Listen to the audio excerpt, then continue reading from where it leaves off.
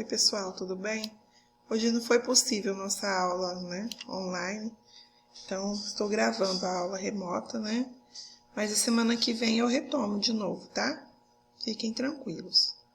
Então, bem na hora de começarmos a nossa aula, o vento começou a ficar forte, aí eu acho que deu algum problema na torre, E a internet voltou só às 8h40, acho que era umas 8h40, tá bom? Então, nós fizemos a introdução semana passada das narrativas do módulo 18, Narrativas em que quase tudo é possível. Aí fizemos a leitura aqui desse texto e depois tem essas questões aqui para analisarmos. Bom, uma história em que o rapaz convive com um tigre no bote salva-vidas por dias e dias pode ser verossímil? Ou seja, pode ser verdade? Claro que não, gente? O tigre tem instinto animal, ele já teria comido esse rapaz aqui. Bom, como você imagina que o diretor Ang Lee conseguiu contar uma história em que durante boa parte da narrativa o jovem divide um bote com um tigre?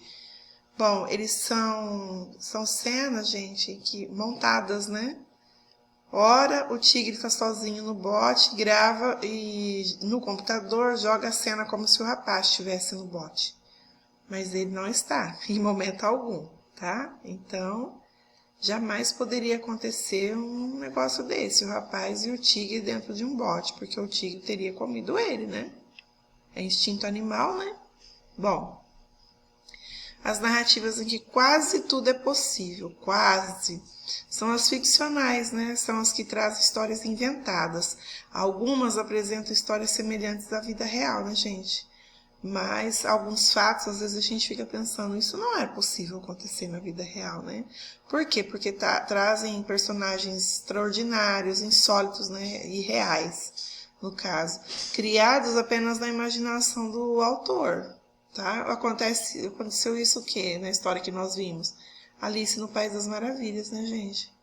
É um mundo diferente que era habitado por uma rainha que era de copas, coelho que falava, lagarta que falava, mal-humorada e outros seres, impossíveis de ter na vida real, Bom, aqui também na história comenta sobre como que é o nome dessa personagem aqui que ela perde o sapatinho, Cinderela, Cinderela.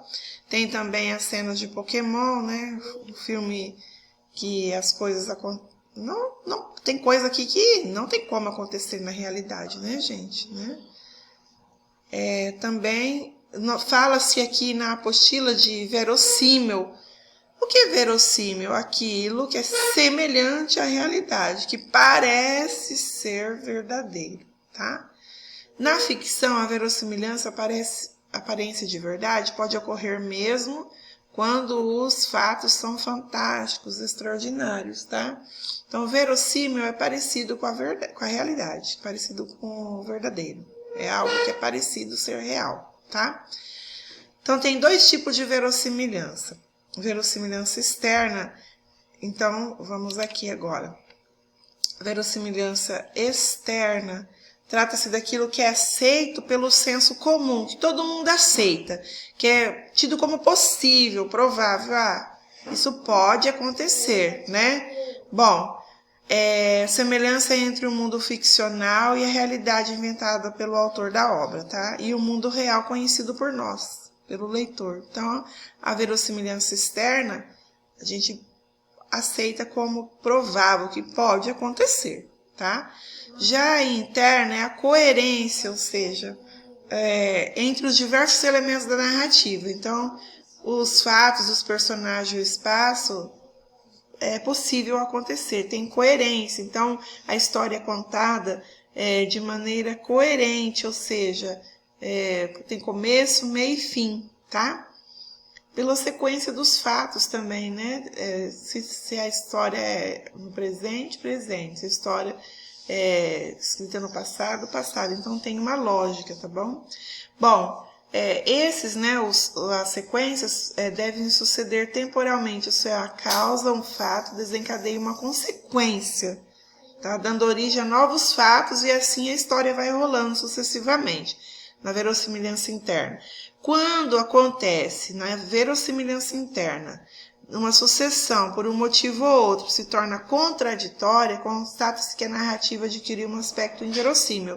Aí ela é verossímil, a história tem verossimilhança interna, mas alguns fatos que ocorrem a gente fala, não, isso não pode acontecer na realidade. Então, verossímil é o que parece ser verdadeiro. Verossimilhança externa é aquilo que nós aceitamos como provável. E a interna é a coerência entre a história, né? Não é algo que você fala assim, nossa, não entendi nada, não tem coerência isso, tá? As histórias infantis, como conta aqui na apostila, tradicionais, trazem lobos que falam, porquinhos que constroem casas, pés de feijão gigantescos e princesas que adormecem por muito tempo, né? Aqui nós temos uma história e tem as questões. Você se lembra dessas personagens? Sabe de que história elas fazem parte? Vocês respondam, tá, gente, para a próxima aula. Que outras histórias com personagens e fatos extraordinários você conhece? Pode citar aí as histórias que vocês costumam ler, né? Vou citar uma Branca de Neve, tá? Bom, lembre-se de uma história que tenha gostado bastante e escreva aqui para mim o nome da história que a gente discute na próxima aula, tá? Pode ser uma história infantil que você está acostumado a ler. As imagens a seguir revelam personagens que fizeram muito sucesso no cinema. Observe-as e responda. O que nos permitiria chamar essa personagem de extraordinário? Lembrando que extraordinário é o que mesmo, gente? Vamos lá? Fora do comum, excepcional, espantoso, que foge do usual ou do previsto, né? É insólito, é incomum. Você não precisa ter assistido esses filmes para responder. A resposta pode ser dada a partir do que observou nas imagens. Então, vocês vão responder aqui, ó. Se esse vilão, por que ele pode ser considerado extraordinário? E o Sméagol, o Sméagol, do Senhor dos Anéis, ele pode ser considerado extraordinário? Depois nós temos aqui esse filme muito lindo aqui que eu já assisti, que é o Avatar. Observe os personagens, tá? Por que eles podem ser chamados extraordinários? B. Observe agora as mesmas personagens com e sem os defeitos que lhes deram a aparência definitiva e responda as questões. Olha só, gente. Esse daqui, esse personagem é esse aqui. Então, aqui com computação gráfica, né? Esse daqui é esse aqui, com computação gráfica. Essa é essa. Olha que legal. Esse é o personagem do Avatar. O que leva os diretores de cinema a se empenharem tanto na caracterização de personagens como as que você observou? Por que será que eles se caracterizam tanto? 2. Você acha que a criação, a caracterização de personagens insólitos nas narrativas escritas é tão importante quanto nas narrativas do cinema? Por quê? Então, ou seja, aqueles personagens dos livros que nós lemos, a caracterização deles, ou seja, quando o autor, né, o escritor fala sobre os detalhes da personagem, é importante? Por que é importante? E 3, no cinema o diretor recorre a efeitos especiais, maquiagem, computação gráfica, para criar personagens e cenários que depois serão vistos pelos espectadores. O que fazem os escritores para que seus leitores consigam enxergar suas personagens e seus cenários? O que será que eles fazem?